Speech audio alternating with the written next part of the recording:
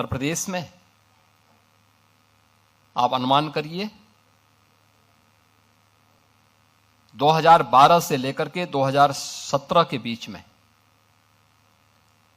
900 से अधिक दंगे हुए थे। अनुमान कर लीजिए, कोई सिटी ऐसी नहीं थी जहां कर्फ्यू का दौर उस सिटी के अंदर न गुजरी हो। कोई उद्यमी, कोई चिकित्सक, कोई व्यापारी ऐसा नहीं रहा होगा जिसने गुंडा टैक्स न दिया हो इस दौर में। अराजकता चरम पर थी। यहां का युवा पलायन करता था। सरकार के पास कोई पॉलिसी नहीं थी। परिणाम क्या था?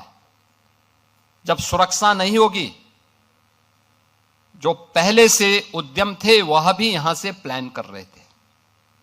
जैसे तैसे वे भागने के लिए मजबूर थे। यहां पे सब जुनेजा जी अपनी बात को कह रहे थे, ये उनकी अपनी पीड़ा थी, जहां उनका बचपन बीता। उस धरती को छोड़ना उनके लिए अत्यंत कठिन रहा होगा, लेकिन उनकी मजबूरी थी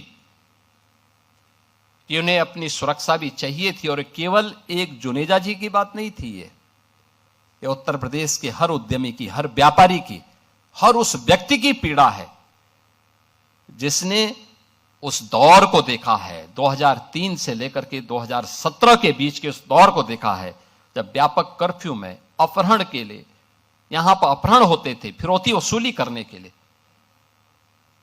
और उन स्थितियों में जब आदरणीय प्रधानमंत्री जी ने और हमारी पार्टी ने दायित्व मुझे उपलब्ध दिया था, तो हमें इस चुनौती का सामना भी करना था और हर एक नागरिक के मन में एक विश्वास भी पैदा करना था।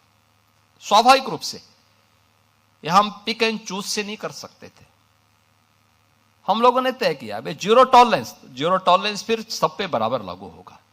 अगर अपना व्यक्ति भी गलत करेगा तो उसके लिए भी वही कानून लागू होगा जो एक माफिया और अपराधी के लिए लागू होगा। कोई अपना पराया नहीं होगा। और हम लोगों ने इस मामले में जब कार्रवाई प्रारंभ की, प्रयास तो किया कि कानून के दायरे में रह करके करें, लेकिन बहुत बार होता है, आप भी इस बात को समझते होंगे, भाई अगर सामने वाला व्यक्ति कानून से भयभीत नहीं है तो फिर उसको कानून के दायरे में ला करके कानून की भाषा समझाना तो फिर तात्कालिक परिस्थिति हो जाती है। बहुत बार लोग टिप्पणी करते हैं कि पुलिस ने गोली क्यों मार दी। अगर पुलिस गोली ना मारी तो क्या पुलिस गोली खाए? ये दोनों काम एक साथ नहीं चल सकते। अगर उस अपराधी को गोली चलाने की स्वतंत्रता है तो पुलिस के पास भी हमने इसलिए पिस्तौल दी है कि वह भी उसके सामने उसका मुकाबला करे। उसका प्रशिक्षण इसी बात को लेकर के हो रखा है और उसको जिस भाषा में समझे उस भाषा में उसको समझाने का काम करे। और उस भाषा में जब समझाया गया, आपने देखा होगा पिछले 9 वर्ष में बड़े बड़े पर्व और त्योहार हो रहे हैं, सारे सकुशल संपन्न हो रहे हैं। कहीं कोई शांति भंग की बात नहीं करता है, कहीं कोई अराजकता की बात नहीं करता है, कहीं कोई फिरौती की बात नहीं करता है, कहीं कोई दंगा नहीं है, कोई फसाद नहीं है, कोई गुंडा टैक्स नहीं है। आज कहीं भी इस प्रकार की स्थिति नहीं है और उत्तर प्रदेश निवेश के एक बेहतरीन गंतव्य के रूप में अपने आप को स्थापित किया है।